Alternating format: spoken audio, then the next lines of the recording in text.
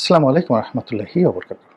সম্মানিত দর্শক, ত্রয়োদশ জাতীয় সংসদ নির্বাচনের পর একেবারে তড়িঘড়ি করে সংসদ সদস্যদের যে শপথ, তারপর সরকার গঠন, সরকার গঠনের পর প্রধানমন্ত্রীর দায়িত্ব গঠন, দায়িত্ব পালন, মানে দায়িত্ব গঠন বললাম কি কারণে, এটা একটু পরে বলছি।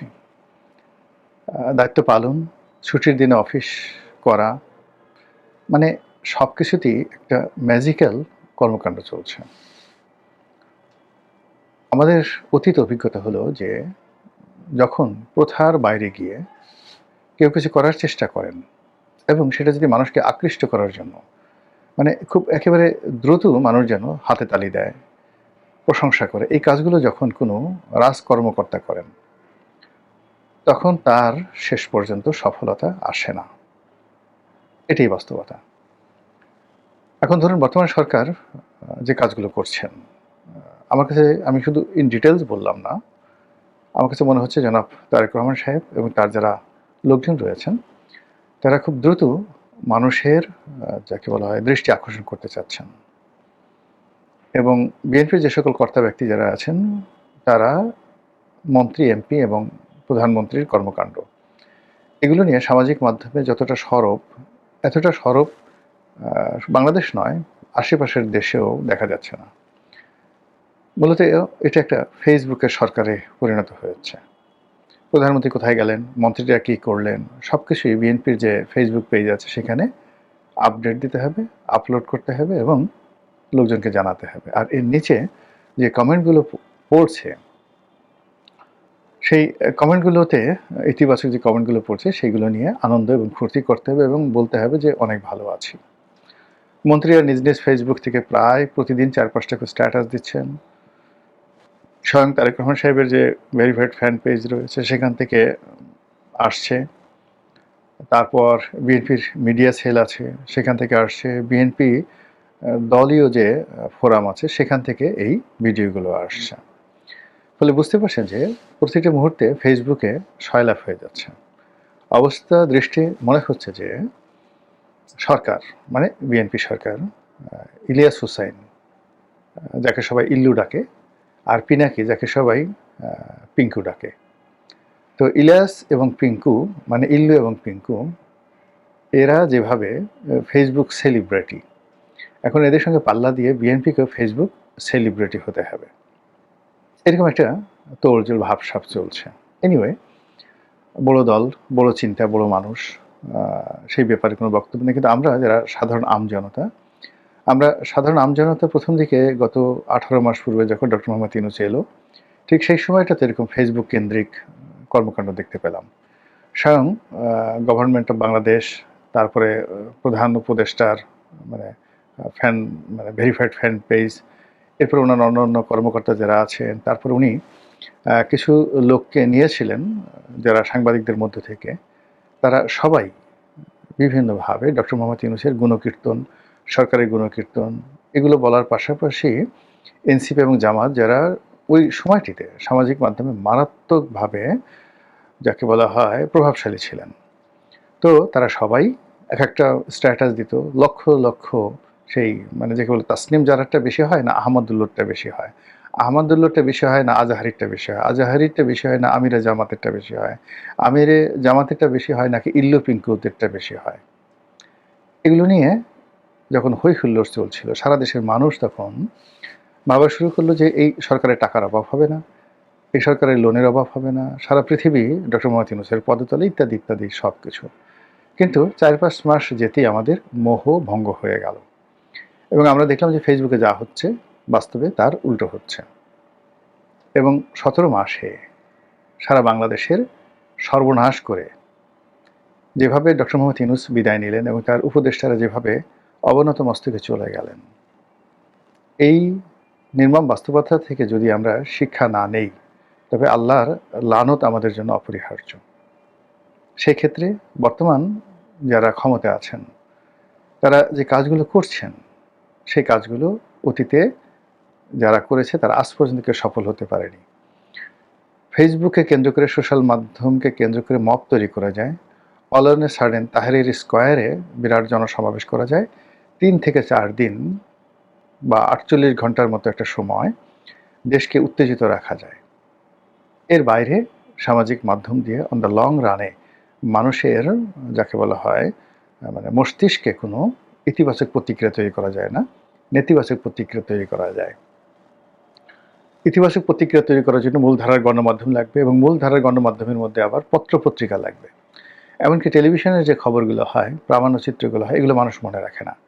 কিন্তু ধরুন টাইম ম্যাগাজিনে একটা খবর ছাপা হলো, সেখানে তারেক রহমান সাহেবকে যে প্রডিগাল বয় বলা হলো, ওই প্রডিগাল বয়ের যে মানে বিস্তৃতি, ওটার যে গুরুত্ব, ওটার যে ওজন, এটা মার্ক জাকারবার্গ বা মানে তার সঙ্গী সাথী যারা আছে ফেসবুকে সবাই মিলে 100 বছর চেষ্টা করলেও সেটা দূর করা সম্ভব নয়। কাজেই এখনো মানুষের মস্তিষ্ক নির্ধারণ করে কলম, এখনো মানুষের চিন্তাধারার বিবর্তন ঘটায় লেখালেখি, শিল্প, সাহিত্য এবং সংস্কৃতি, সেই জিনিসগুলো। এখানে ফেসবুক মানে এই জিনিসগুলো বেশি এটা কাজে আসে না। এনিওয়ে, যেহেতু যারা কর্তা ব্যক্তি তারা সেই কাজগুলো করে যাচ্ছেন মনের আনন্দে, তাদেরকে কিছুদিন করতে দিতে হবে। যতক্ষণ না পর্যন্ত তারা না বুঝবেন, ততক্ষণ পর্যন্ত আপনি আমি যত কিছু বলতে যাব না কেন উল্টোপাল্টা হয়ে যাবে। এখন আজকের যে শিরোনাম নিয়ে আলোচনা, সেই আলোচনার মূল ভিত্তিতে আসি, মূল পয়েন্টে আসি। সেটি হলো যে কোন কোন মন্ত্রী আগে বাদ পড়বেন। আমি প্রথমে বলে নিই যে এই যে মন্ত্রী পরিষদ হলো, প্রায় মানে উপদেষ্টার উপদেষ্টা মিলিয়ে, সরি আবার উপদেষ্টার আবার ঠুপদেষ্টা বললে সবাই বলবেন যে আমাদেরকে ঠুপদেষ্টা বলেছে, এটা না। ঠিক অ্যাকচুয়ালি বাংলা প্রচলিত কথ্য যে রীতি, এখানে রামশ্যাম, যদুমধু, লেদু গেদু, ধলামলা, কলা ছলা, এই জিনিসগুলো আমাদের দেশে চলে আসছে। এবং এই যে বাংলা, এই বাংলার যে জোড়া শব্দ, সেই জোড়া শব্দ থেকে আমরা মানে কেউ মুক্ত নই, বিযুক্ত নেই। সে যে যত শিক্ষিত হোক না কেন, নদ নদী, কল কল, ছলছল, এই জিনিসগুলো চলে আসবে। তো সেক্ষেত্রে উপদেষ্টা, ফুফদেষ্টা, এই জিনিসগুলো আমাদের দেশে এমনি নিজের অজান্তে চলে আসে, কাউকে ছোট করাও নেই, বড় করা নয়। তো যেটা বলছিলাম যে এখন যারা উপদেষ্টা হয়েছেন এবং যারা মন্ত্রী হয়েছেন, কেন হয়েছেন, কী কারণে হয়েছেন, আমি এটা অনেক ক্ষেত্রে বুঝতে পারি না। যেমন মির্জা আব্বাস সাহেবকে রাজনৈতিক উপদেষ্টা করা হয়েছে মন্ত্রীর পদমর্যাদায়।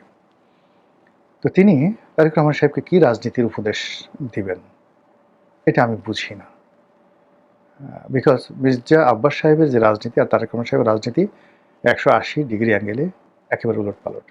2 নম্বর হলো যে এর মাধ্যমে যাকে বলা হয় মির্জা আব্বাস সাহেবকে কি খুশি করার চেষ্টা করা হলো?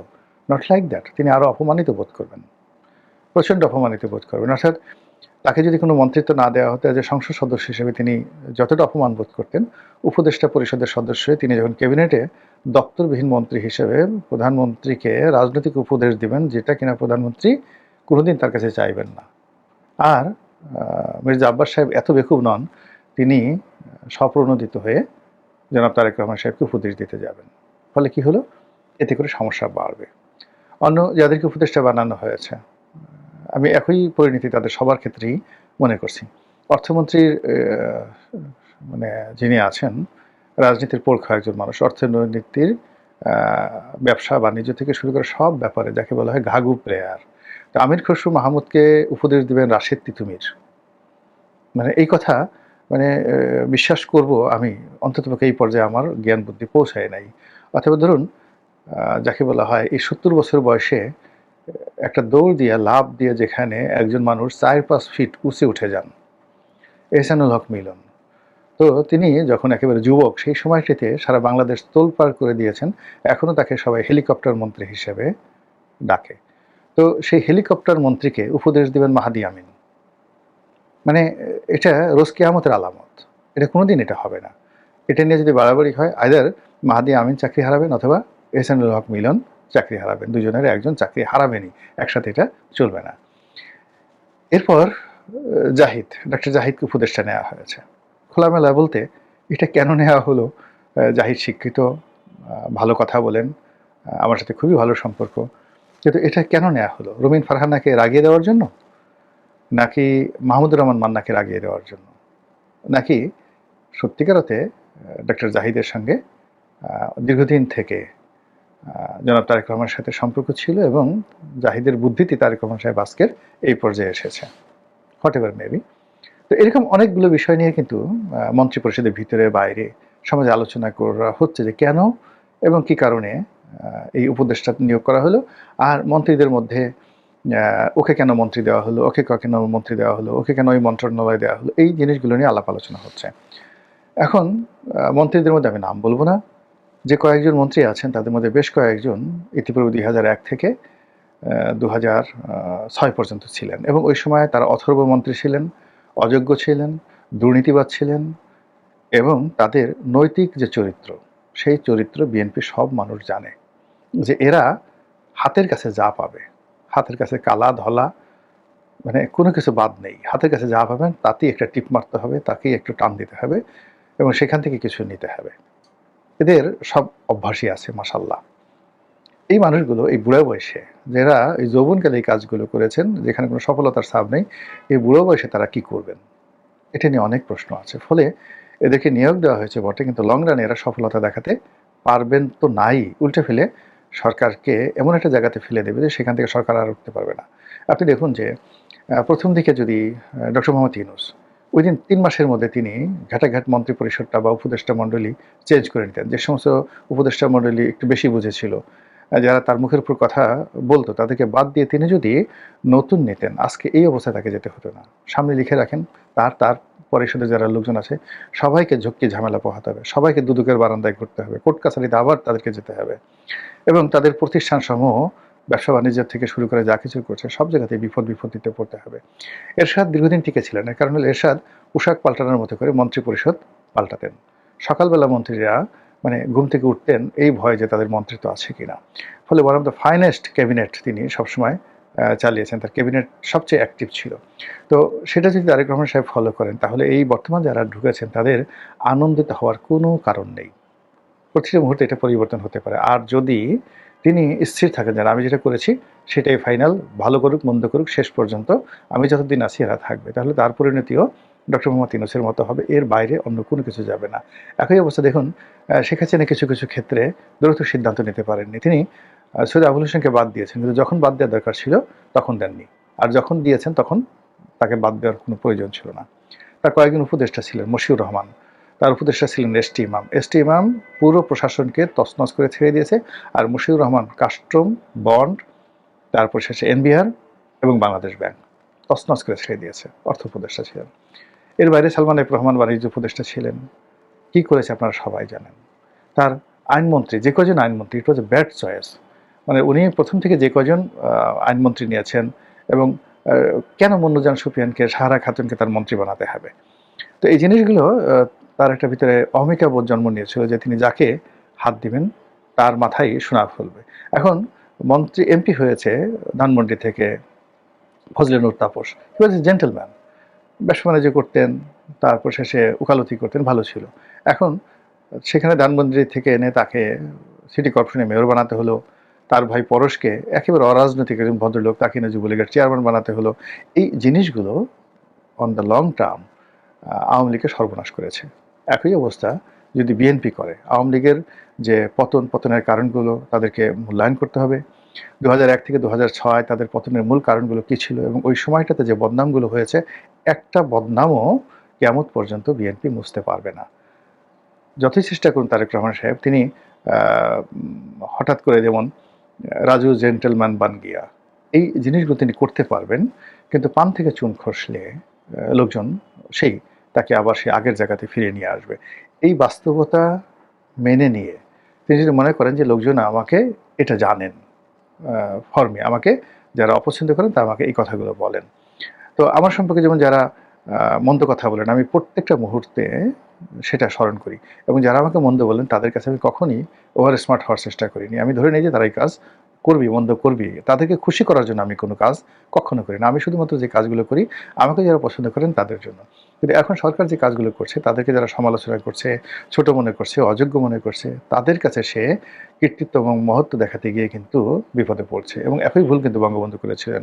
বঙ্গবন্ধুকে ঢাকা বিশ্ববিদ্যালয়ের শিক্ষকরা তাকে বলতেন অশিক্ষিত, লেখাপড়া জানেন না, গ্রাম থেকে আসছে, গিয়েও 2 কলম লিখতে জানে না।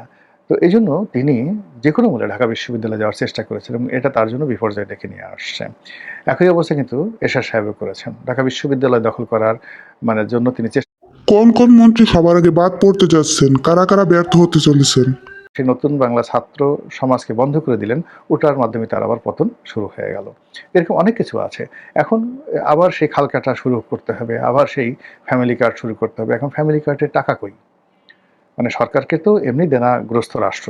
তো সেখানে ফ্যামিলি কার্ডের জন্য টাকা তো সরকারকে ইনকাম করতে হবে। আগে আয় করতে হবে, তারপর ব্যয় করতে হবে।